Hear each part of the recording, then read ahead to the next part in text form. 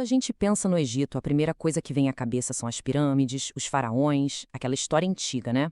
Mas hoje o país está no centro de uma história muito mais atual e urgente, a da migração global. Por causa da sua localização, que é única, ele acabou se tornando uma encruzilhada fundamental, um ponto de conexão entre continentes, pessoas e, claro, destinos.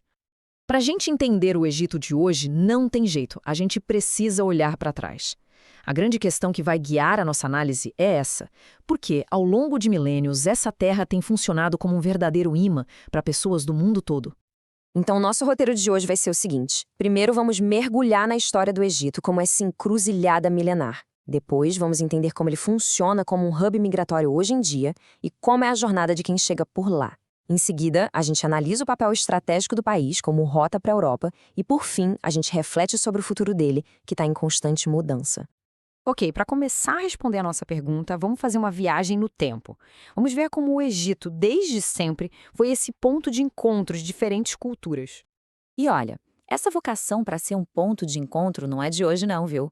Lá nos tempos dos faraós, trabalhadores e comerciantes já chegavam em busca de oportunidades.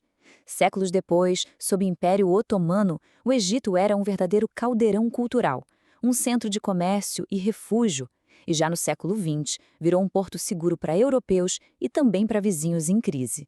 A história do Egito é, na sua essência, uma história de movimento. E toda essa longa história nos traz, claro, diretamente para os dias de hoje.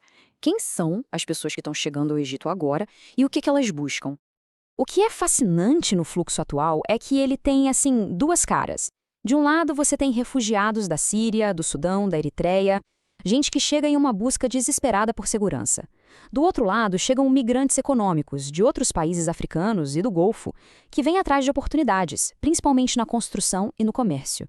São duas realidades bem diferentes coexistindo no mesmo lugar. Mas é claro que receber tanta gente gera uma pressão interna gigantesca. O Egito já lida com um desemprego alto entre seus próprios cidadãos. E os serviços públicos, como saúde e educação, já estão no limite.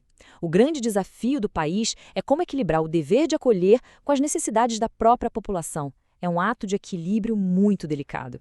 Mas sabe, para além dos números e das políticas, como é a vida de quem chega? Vamos agora olhar mais de perto para a jornada do imigrante, com todas as suas esperanças e também seus muitos obstáculos. A realidade para quem chega pode ser bem dura. Imagina só ter que enfrentar a barreira de um novo dialeto, lidar com a discriminação no dia a dia, lutar para ter acesso a serviços básicos. Muitos acabam no trabalho informal precário. É uma luta diária pela sobrevivência e pela integração. Na teoria, o caminho legal parece até simples e direto, né? Conseguir uma oferta de emprego ou de estudo, reunir os documentos, aplicar no consulado e esperar. Essa é a via oficial, toda organizada em etapas bem claras. E o sistema oferece diferentes tipos de vistos, seja para turismo, trabalho ou estudo, cada um com as suas regras. Essa é a estrutura formal que, no papel, governa a entrada no país.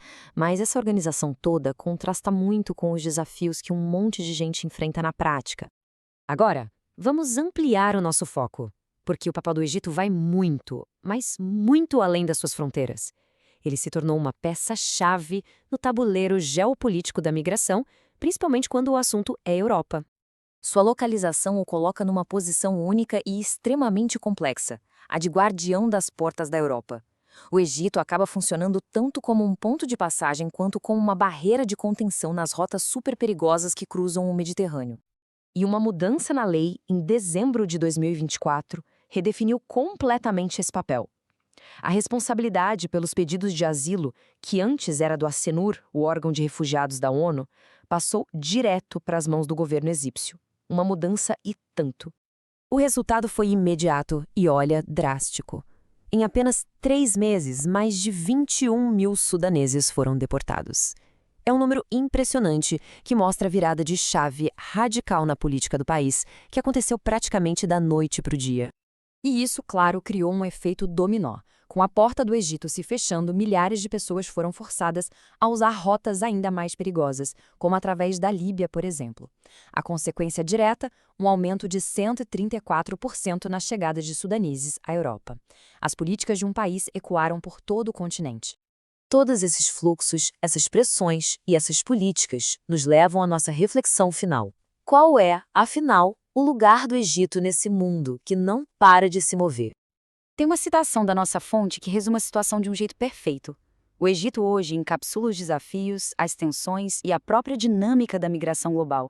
É um país que recebe, envia e serve de passagem para pessoas, tudo ao mesmo tempo. O que nos deixa com uma pergunta final e que talvez não tenha uma resposta fácil. Será que uma nação consegue de fato equilibrar o seu passado de acolhimento, a humanidade de quem bate à sua porta e as pressões frias e muitas vezes implacáveis da geopolítica? O Egito vive essa questão todos os dias.